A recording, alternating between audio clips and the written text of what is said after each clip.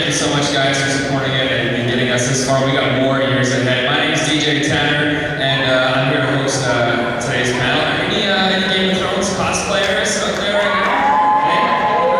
There we are. All right, I don't think I need to really do much of an introduction here because we got a really cool video, and let's let this do all the talking.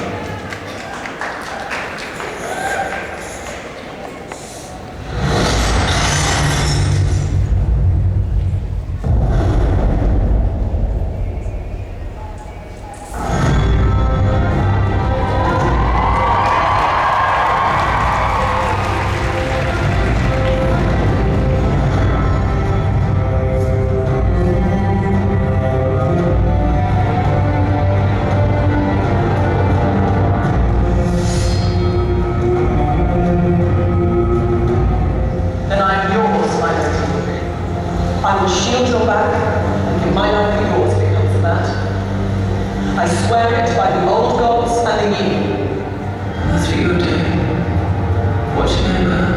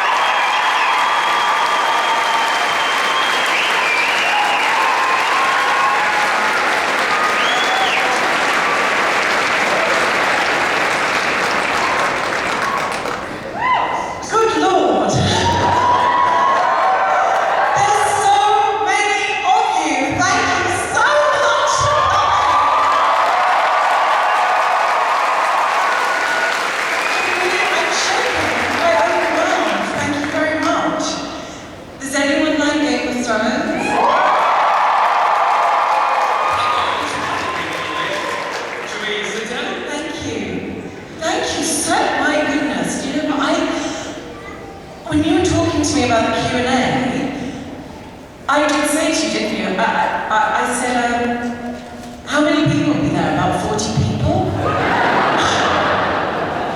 Quite naive. I warned you. I said this is the biggest venue here. This is a lot of people.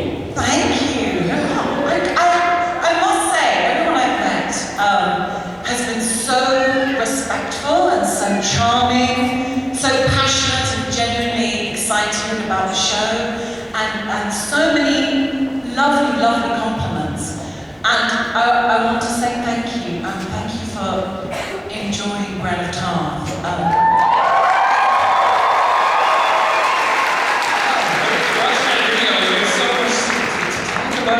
You've done so much, but I guess first we can mention that you are in a bunch of really big things coming up. Though I wish I could ask you that. We can't really say much this far. We don't want to get anything out there. I've been a very lucky girl. I'm in a TV show that I love. I am lucky enough to be in the Hunger Games Part 2.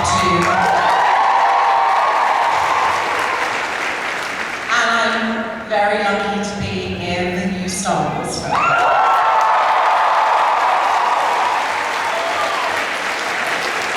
I'm shaking. I couldn't be happier to be in those projects, but I sort of want to get this out of the way first, that I know how excited you are about these movies because I am excited, but very unfortunately, as I'm sure you all know, I'm not allowed to talk about them. And I know that's disappointing, but what I can say to you is this. Having been lucky enough to be in both of those projects, it is worth the wait. So please be safe in the knowledge that I'm sorry I can't talk about it today, but genuinely, each day that goes by, the anticipation that you feel, that I feel too, it is genuinely worth it. And we're going to have a great Christmas! It's a Christmas present. That's a Christmas service, so we're going to hold off on that. But it is so cool that you were here. I can say, I guess like many people here, I'm all caught up until last last week, and next episode is tonight. But let's go back to the beginning of Game of Thrones.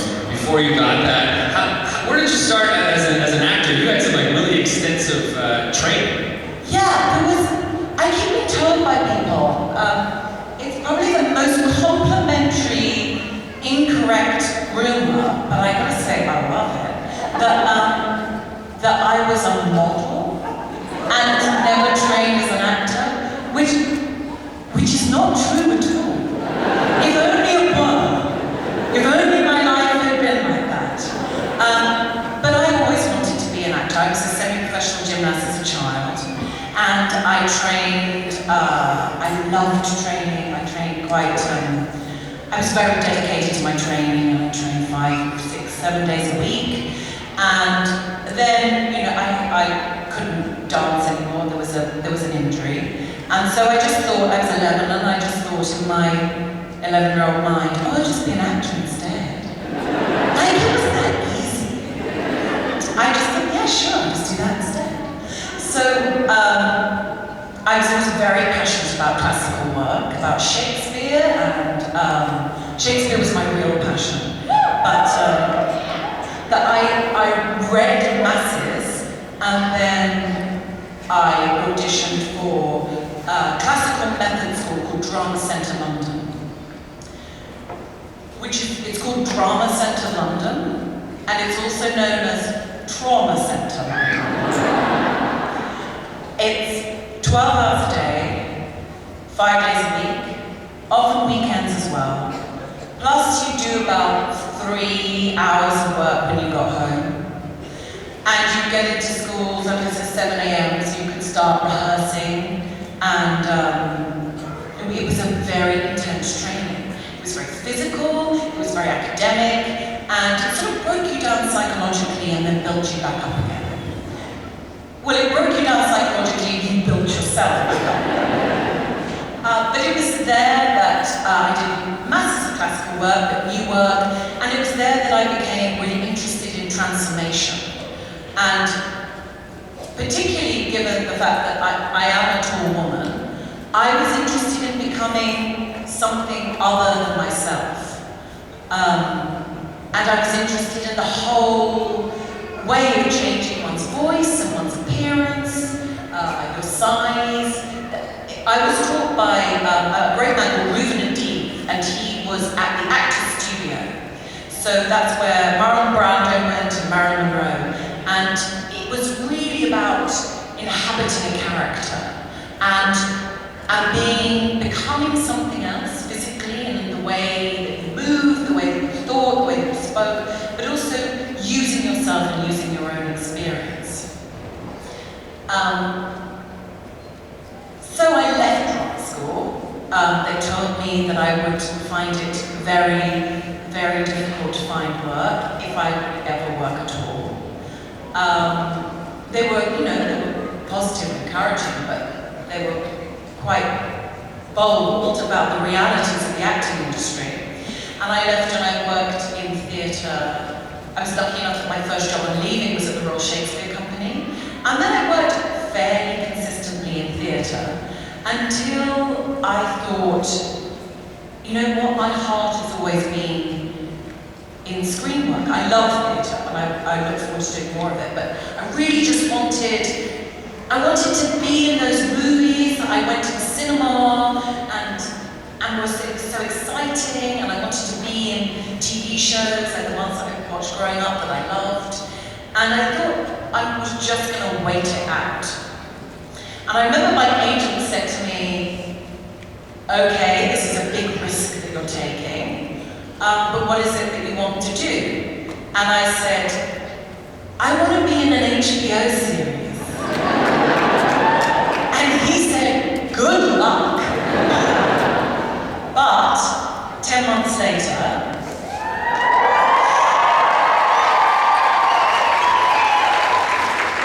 a friend of mine said, there's something odd about you on the internet, being in an HBO show.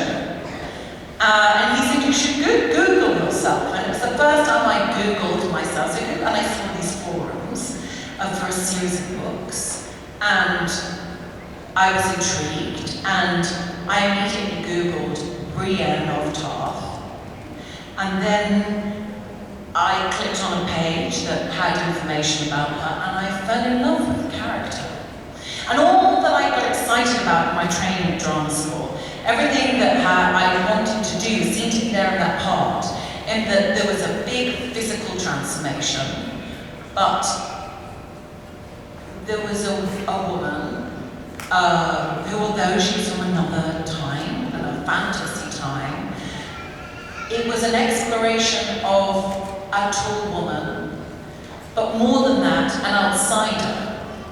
Someone that feels marginalized from society because of the way that they look. And that spoke to me. What I didn't realize was how many people that character would speak to as a consequence.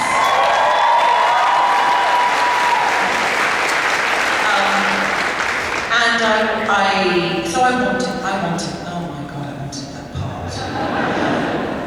So I knew that there were similarities between me and the character, and I also knew that there were significant differences that I had to work on. I heard that they were thinking about me and going to ask me to audition, and I had about 6 weeks, and I lost 1.5 stone in weight. I went running, I did Kundalini yoga, I did kickboxing. I couldn't find anywhere that did sword fighting, genuinely. And I started just wearing a lot of sportswear and no makeup, and I had very long hair and tied my hair back and did everything I could to try and achieve this part. And thankfully, I got it.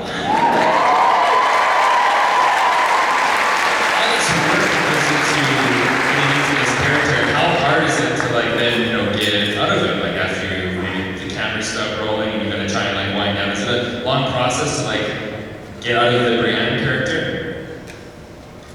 Initially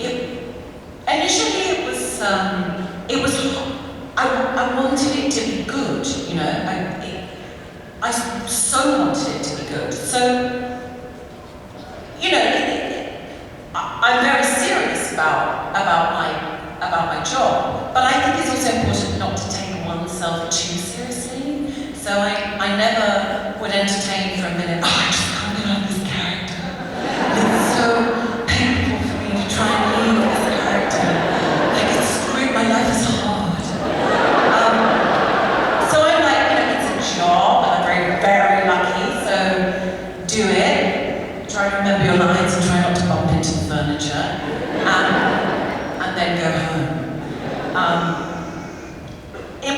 The training I did was tough initially. Good Lord. So I worked with the amazing C.C. Smith, and he trained me in sword fighting, in fighting, and helped to change the way that I walked, because he said he had to butch me up. And he was right.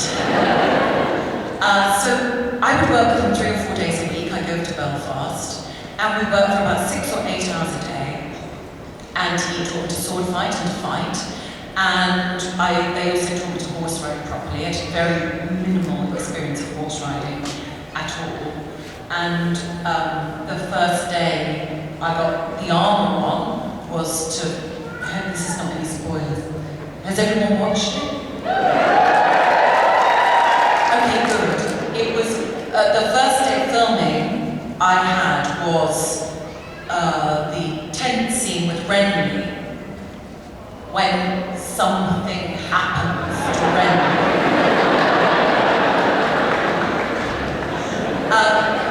So I put the armour on, and that was a massive moment, because not only was it really damn heavy, but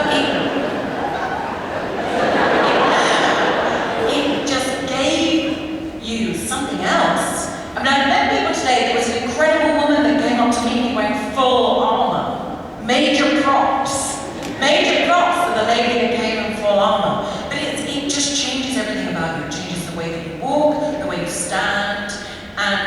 I realised that people have said to me, why doesn't Brienne smile more on the show? And I'm like, actually, I think it's because the armour's so heavy. I remember seeing her for the first time. I think, like many people here, we knew she was taken around. Like the presence on screen, as soon as you saw Brienne, you're like, we're gonna be with this character for a very long time, right? Am I right? And then you went on to do some of the coolest scenes. We actually saw it in a photo not too long ago on the backdrop. You went on, and this might even be a real problem in Canada, but you went on to fight a bear. You fought a bear. You need to be like my new camping buddy, because this is a real skill people need, I think, especially when they're close to these mountains. What was it like going into that? Like how much was there a real bear at all, or was it all CGI? Like, how did that work out? There was a real bear. You and the bear were never together in the same room? Oh, we were in the same room.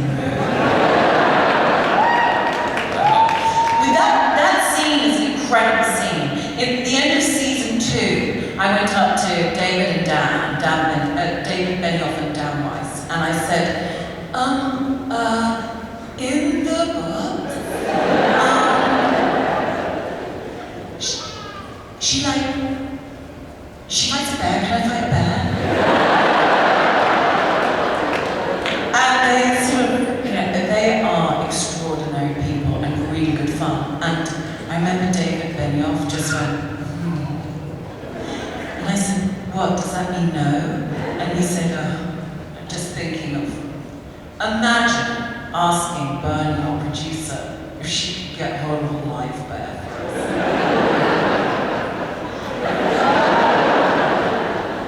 Bernie got a live bear.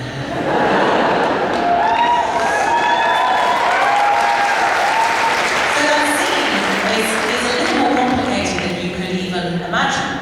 Part of it was filmed in Belfast. So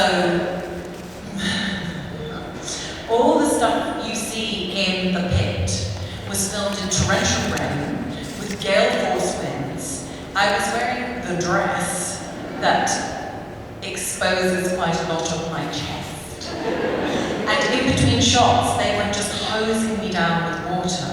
And I said, what are you doing? And they say, oh, it's continuity. And I said, oh, I'm dying. That's too strong. So we filmed a lot of that there, with us climbing up the wall as well. And we filmed it over 2 days. Michelle McLaren directed it, who of course also has executive produced and direct Breaking Bad. It was, I suppose it was tough. That was tough. The weather conditions were tough. But I loved those 2 days. I had a ball. But the bear wasn't there. But Art 2 was in Los Angeles. So he lives outside of Los Angeles. So we finished shooting the season in sort of December of that year, and then the following year in January, we flew over to LA and we did all the stuff with the bear. And I have been adamant that I was doing every single last thing myself. And but 5 days beforehand, I got a call saying, you know you can't do everything yourself with the bear. And I said, why not? And they said, because the bear hits you in the face.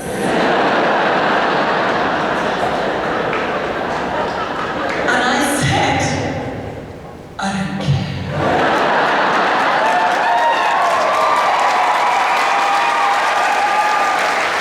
And they said, we care, you're a seasoned regular. So the bit that you see that is not me is Bart's trainer, Smitty. And the moment that Brienne is hit, I feel like I'm ruining the magic of it all. But the moment that Brienne is hit and hits the deck, is hit by the bear, that isn't me. That's Smitty in a dress. In a dress and wig. And actually, we we arrived on set, and I was in my little trailer, and Nikolai Coster-Waldau was in his mansion. He was in his trailer. And as he passed by, he said, "Oh, Gwen, have you seen your stunt double?" And I said, "No." He said, "Best likeness I've ever seen in my life."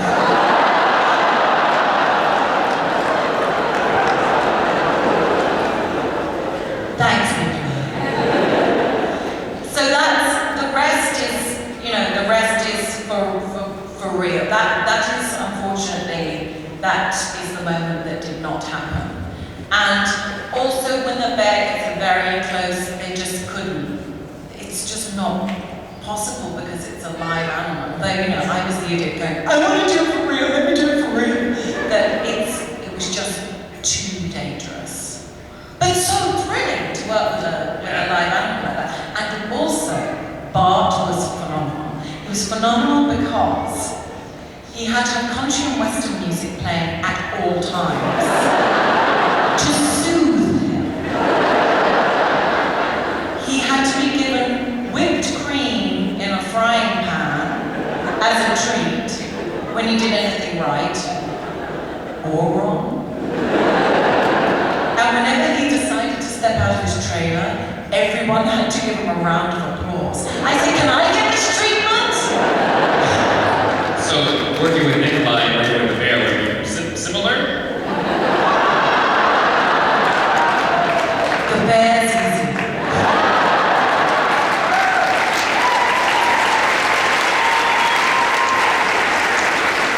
So, you watched that scene actually after it got all put together. That must have been like the craziest thing for you, being someone who was so involved in that scene where you're just like on the edge of your seat,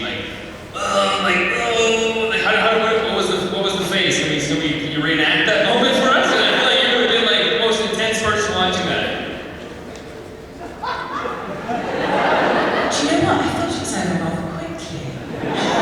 Really? Yeah, I spent so much time. I mean, obviously, I've seen it now, and it's fun. I was doing it phenomenal, but I was just having spent so many days on it, and I've travelled and got so worked up about it, and been so into it. I suppose I expected to sit and watch it for it to last a year. Like that's it? Yeah! Why could I be watching this for a year? I thought it was a year-long episode! I thought it was a season before. Yeah! But I think they've done it amazingly. Because in the book, I loved it in the books. When I was reading them and I came across that scene, I just thought, how good can this get? Everything that happens up to this point is phenomenal. And she gets to fight a bear. And then I got to fight a dog.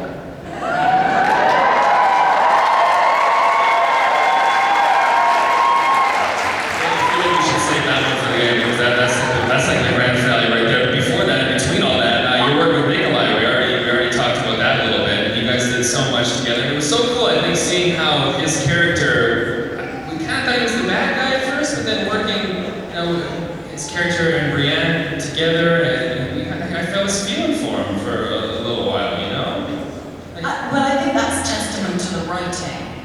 That story is beautiful. What I find beautiful about it is that it takes two characters from very, very different backgrounds who initially, they don't get on, they don't respect each other. And then you're with them and you watch this relationship evolve into the most unlikely friendships. And for me, it's refreshing to see that kind of relationship between a man and a woman on television, because it's about a grudging respect for each other. It's not about them finding each other beautiful or finding each other sexy in all of those relationships we've seen for so long on television. This is about something else. And that's what I find exciting. That it's about an unconventional relationship. And when I watch that relationship on screen, it kind of opens up my mind to think, oh, that person that I feel I have absolutely nothing in common with and maybe don't like, maybe they're more like me than I could expect. And maybe we should all invest a little bit more in getting to know each other, because if you scratch the surface, there's so much more, we have so much more in common. I think it was really,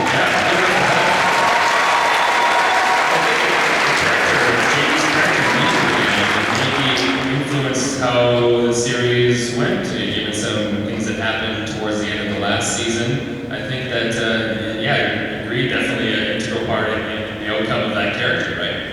Yeah, but the character Jamie Lannister, I certainly, from my perspective, I changed the way I felt about him. Yeah. Because it starts off and you're like, ooh, who's this creepy guy? Although I have to admit, when I was watching the series, I was due to audition for it, and it came on television.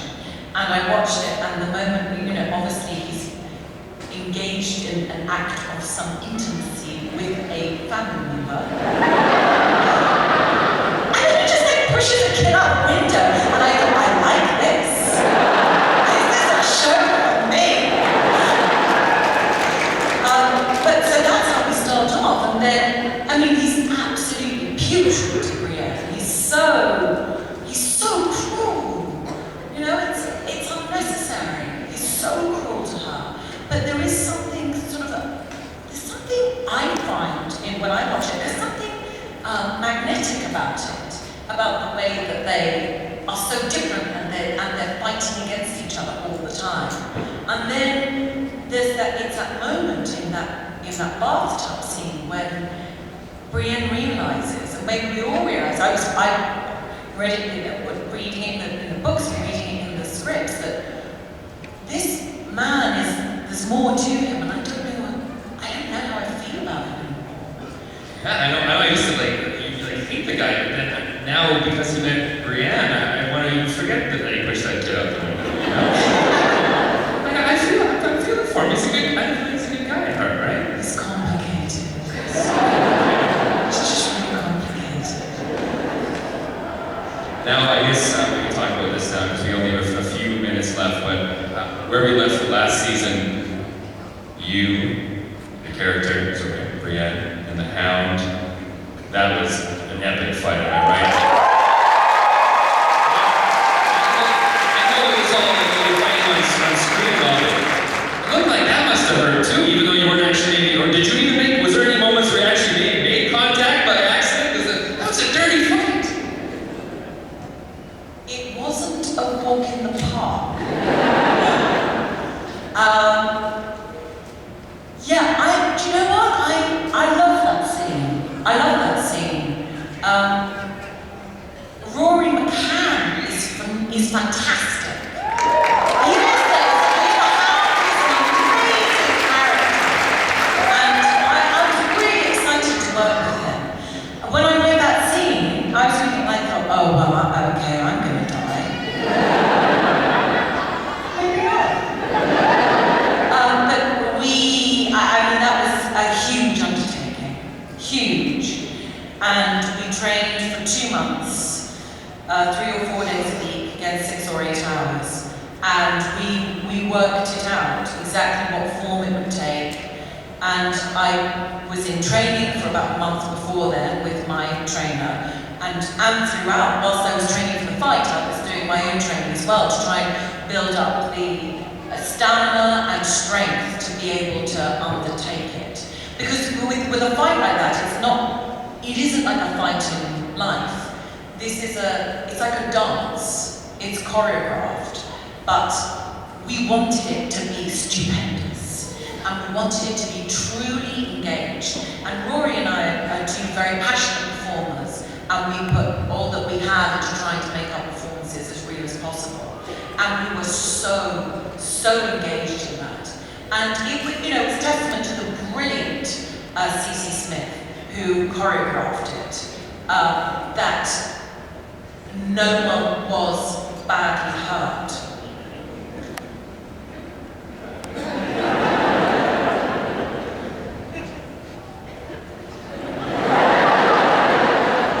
It's okay, there's no one listening, you can say it. It was quite intense.